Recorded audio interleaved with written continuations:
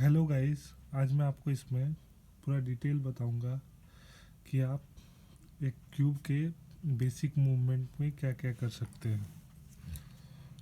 जैसा कि आप इसमें देख सकते हैं, जैसे मैंने इस क्यूब को होल्ड किया है, तो अगर इसमें मुझे यू मूव करना है तो हमको यू ऐसे मूव करना पड़ेगा। देखिए यू कैसे मूव किया है मैंने, ये ऐसे।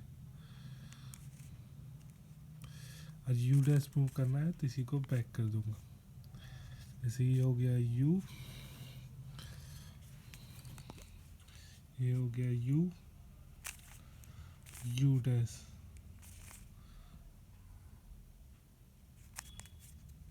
उसी तरह डी। तो देखिए जैसे यू मूव होता है अप साइड में, डी इसका अपोजिट साइड में होता है। जैसे देखिए ये क्यूब है, अगर मैं इसको ऐसे मूव कर दिया तो ये डी हो जाएगा। इसी को उल्टा मूव कर दिया तो ये डी डैश हो गया। उसी तरह फिर एफ में क्या होता है, ये आगे वाली लेयर को मूव करते हैं एफ डैश में उल्टा। जैसे यहाँ पे मान लीजिए एफ आया है तो एफ में ऐसे एफ डैश में उल्टा, ये हो गया एफ। उसी तरह इसी के अपोजिट में इस तरह से मैंने क्यूब को होल्ड किया तो ये बी हो जाता है और ये बी डैश हो जाता है। देखिए ये बी डैश। उसी तरह से इसमें ये आर हो जाता है। देखिए यहाँ पे आर कैसे हो गया, ये आर, फिर मैं इसको उल्टा करूँगा तो ये आर डैश। उसी तरह ये एल और ये एल डैश। यहाँ पे आप देखिएगा कि जो रोटेशन में होता है, जो आर जिस साइड से मूव करता है उसी तरह से एल डैश, मतलब देखिए जैसे मैं एल डैश ऐसे मूव कर रहा हूँ, ये मतलब एक रेफरेंस के लिए उधर। उसी तरह से आप इसमें अब आपको U2 मूव करना है तो क्या होगा, जो मूवमेंट हम कर रहे हैं जैसे U2 D2 ये सब करना है तो आपको जो मूवमेंट एक बार कर रहे हैं उसी को दो बार करना पड़ेगा तो ये U2 हो जाएगा। जैसे ये यू हुआ था U2 हो जाएगा। देखिए U2 आज U डैश टू दोनों सेम होते हैं। जैसे देखिए अगर मैं U2 कर रहा हूँ और फिर मैं U डैश टू कर रहा हूँ, दोनों पे जो हमको आएगा वो सेम ही आएगा। उसी तरह से आप U2 कर रहे हैं D2 कर सकते हैं। तो देखिए D2 और D2 जो डैश होता है D डैश टू होता है, दोनों सेम होते हैं। उसी तरह से आप R2 भी कर सकते हैं। देखिए ये R2 हो गया, जब इसको बैक करेंगे तो R2 डैश हो जाएगा। उसी तरह से आप, ये इतना हो गया अप डाउन। उसी तरह से F2 करना है तो एक F2 हो जाएगा, F2 F डैश टू भी हो जाएगा। इस तरह से आप इसको कर सकते हैं। इतना होने के बाद अब इसमें आता है दो दो लाइन मूवमेंट। जैसे कि मान लीजिए मुझे दो मूव कर रहे हैं तो उसे क्या कहते हैं, जैसे इसको मैं दो बार मूव कर रहा हूँ तो इसको यू डब्ल्यू कहेंगे या स्मॉल यू कहेंगे। उसी तरह से इसको अगर हम बैक साइड से मूव करते हैं तो इसको यू डब्ल्यू डैश कहेंगे या स्मॉल यू डैश कहेंगे। उसी तरह से आप स्मॉल आर डब्ल्यू मूव करना है तो देखिए आर डब्ल्यू डैश। उसी तरह से एफ डब्ल्यू में क्या होगा, दो लेयर मूव करेंगे या तो स्मॉल एफ, इसी को उल्टा कर दिए तो एफ डब्ल्यू डैश। उसी तरह बी डब्ल्यू मूव करना है तो दोनों मूव करेंगे, इसको बैक कर देंगे तो बी डब्ल्यू डैश हो जाएगा। उसी तरह आर डब्ल्यू डैश। उसी तरह से एल डब्ल्यू डैश। इस तरह से ये वाइडर मूवमेंट होते हैं, वो उसको कर सकते हैं। अब उसी तरह एक्स में हम लोग क्या करते हैं कि जैसे देखिए आर में हम लोग एक लेयर मूव करते हैं, लेकिन एक्स में हम लोग पूरी लेयर को ही घुमा देते हैं। जैसे देखिए आर में एक गया, लेकिन हम लोग जो इसमें करते हैं उसमें पूरा लेयर को ही घुमाते हैं। जैसे मान लीजिए तो आपको एक्स करना है इसमें, तो ये एक्स हो जाता है, इसको फिर ऐसे होल्ड करना होगा, डबल कर दिए तो x2 हो जाएगा। उसी तरह इसमें एक्स डैश करना है तो इसी का अपोजिट कर देंगे और इसका डबल कर देंगे तो ये x2 हो जाएगा।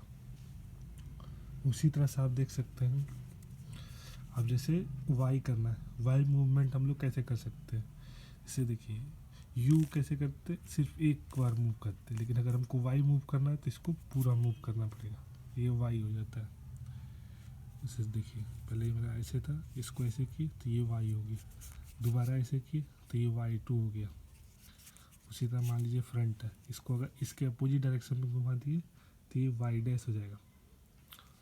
उसी तरह से आपको जेड में हम लोग क्या करते हैं कि आपको इसकी अपोजिट साइड में, जैसे देखिए टॉप पे ग्रीन है तो अगर हम वाई करेंगे मतलब जेड करेंगे तो इसके अकॉर्डिंग मूव करना, मतलब टॉप पे मेरा ग्रीन आएगा।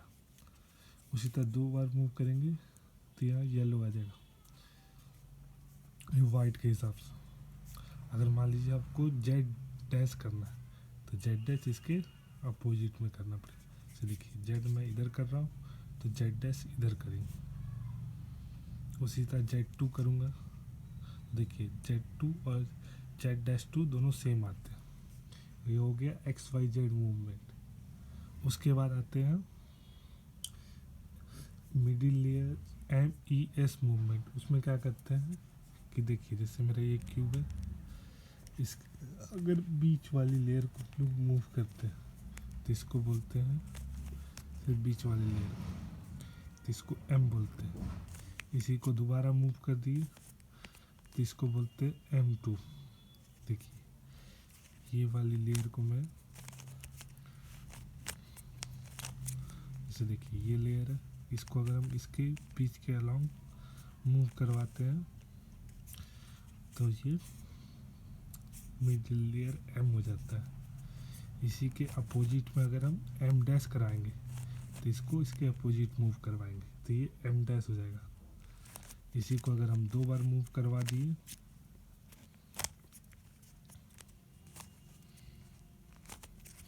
तो ये M2 हो जाता है। इस तरह से ये M वाला हो गया। देखिए एक बार मूव कराएंगे तो ये M हो जाएगा, दोबारा मूव करेंगे तो ये M2 हो जाएगा।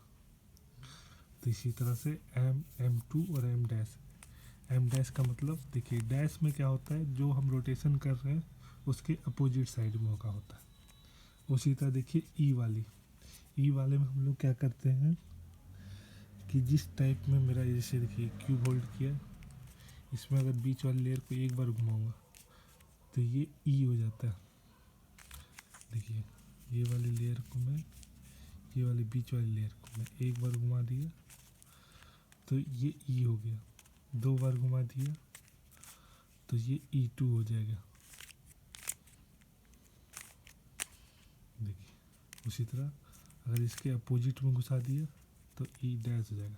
जैसे ही मैंने पहले बताया था कि डैश का मतलब जिस डायरेक्शन हम लोग मूव कर रहे हैं उसके अपोजिट डायरेक्शन में, लेकिन नहीं होता है कि 2 बार करने पर वो सेम मूवमेंट आ जाता है। जैसे M2 इक्वल M2-2। उसी तरह S में क्या करते हैं, अगर मैंने इसे टॉप से पकड़ा है, देखिए जैसे मैंने टॉप से पकड़ा है तो ये वाली को हम S कहेंगे। इसको अगर मैं 2 बार करूँगा तो इसे S2 कहेंगे। देखिए जैसे मैंने इसको एक बार किया तो ये S हो गया, 2 बार किया तो S2 होगी।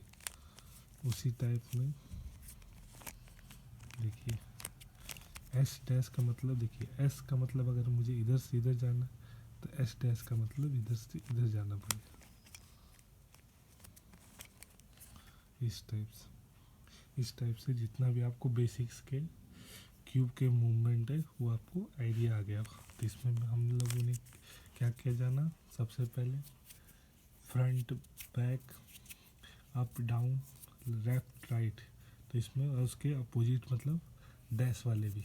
दूसरा में हम लोगों ने क्या जाना कि कि आर डब्ल्यू मतलब वाइडर लेयर में मतलब ये दो लेयर जो मूव करते हैं, ये इसके वाइडर लेयर में भी 12 टाइप के मूवमेंट होते हैं। उसी तरह फिर एक्स वाई जेड, तो एक्स वाई जेड में भी 9 टाइप के मूवमेंट होते हैं। उसी तरह एम ई एस में आपको 9 टाइप के मूवमेंट मिलेंगे, एम डैश M2। उसी तरह एक्स में एक्स डैश X2 के मूवमेंट मिलेंगे। और हम लोग क्या जानते हैं कि एक्स का जो मूवमेंट होता है वो रफली आर के जैसा होता है। उसी तरह वाई का जो मूवमेंट होता है वो रफली यू के जैसा होता है। जैसे यू में हम लोग एक लेयर को मूव करते हैं, लेकिन अगर वाई में हमको तो पूरा को इसको मूव करना हो। इस तरह से ये होता है। इसी के साथ एक बेसिक क्यूब का जो बेसिक मूवमेंट होते हैं वो कंप्लीट हो जाता है। Thank you.